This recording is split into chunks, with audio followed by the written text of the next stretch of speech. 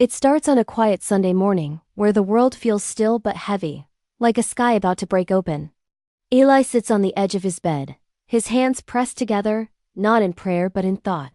The week behind him felt like a blur of questions that never found answers.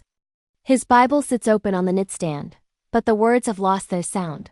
He whispers, "God, I don't even know what to believe right now." Outside, the sunlight creeps through the blinds, brushing the dust into motion. It feels almost alive, as if the light itself is reaching for him. But he looks away. He used to feel something when he prayed, a spark or warmth, that gentle certainty that faith was enough. Lately, it's been silence, and the silence is what hurts most. He steps outside and walks the same path he always does on Sunday mornings. The air is crisp, the city half asleep.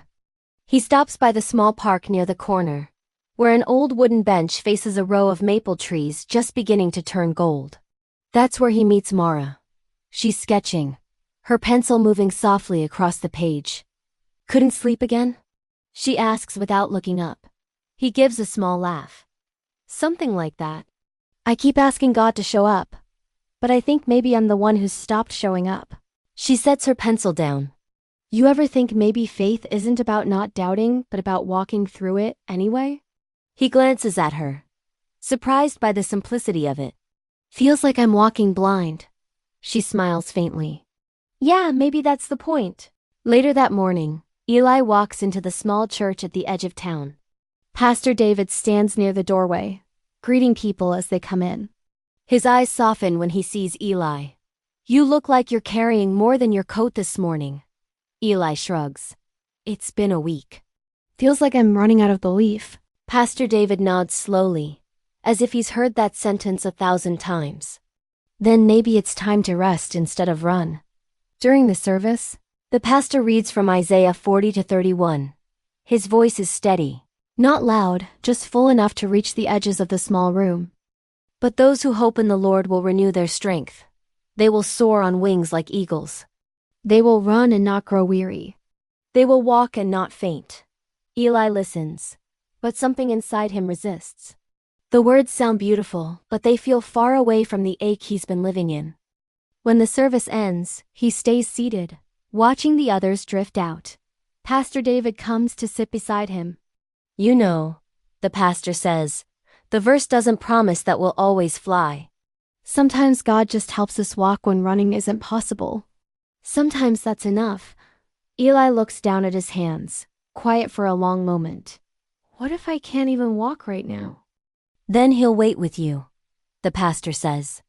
"Until you can." Those words stay with him long after the room empties. Outside, the sky has cleared, the wind catching in the trees. He walks home slower than usual, but the silence feels different now. It's still quiet but not hollow, more like space being made. That night, Eli opens his Bible again. His eyes fall back on the same verse, Isaiah 40-31.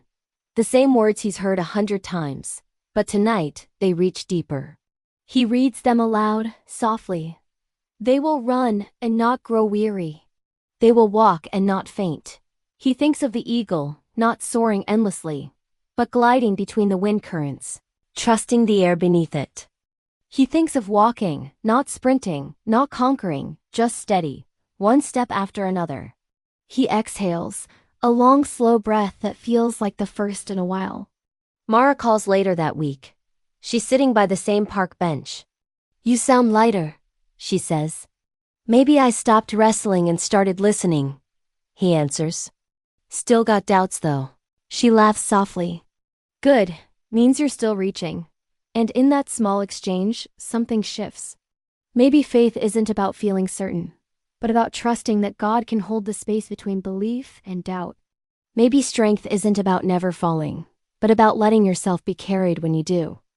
Eli doesn't have all the answers, but the next morning he ties his shoes, steps outside and walks again. The air is cool. The same sun rising over the same street. Nothing looks different, yet everything feels new. Because even when faith feels fragile, hope is still alive. And somewhere in the quiet he whispers, "I'm still here, God. And I think you are too." Maybe that's what Isaiah meant. That hope doesn't erase the weight. It teaches you how to carry it differently. That waiting on the Lord isn't passive. It's choosing to stay, to breathe, to trust that even in silence He's working.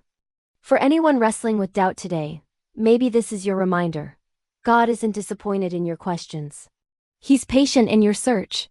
Even if your faith feels like a whisper, it's enough. And as Eli did, you can turn the verse into a prayer. God, when my heart feels uncertain, remind me that you are steady. When I can't see the way forward, teach me to wait with trust.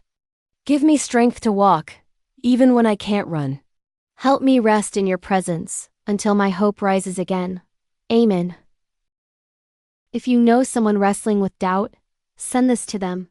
You never know whose hope might rise again because you did.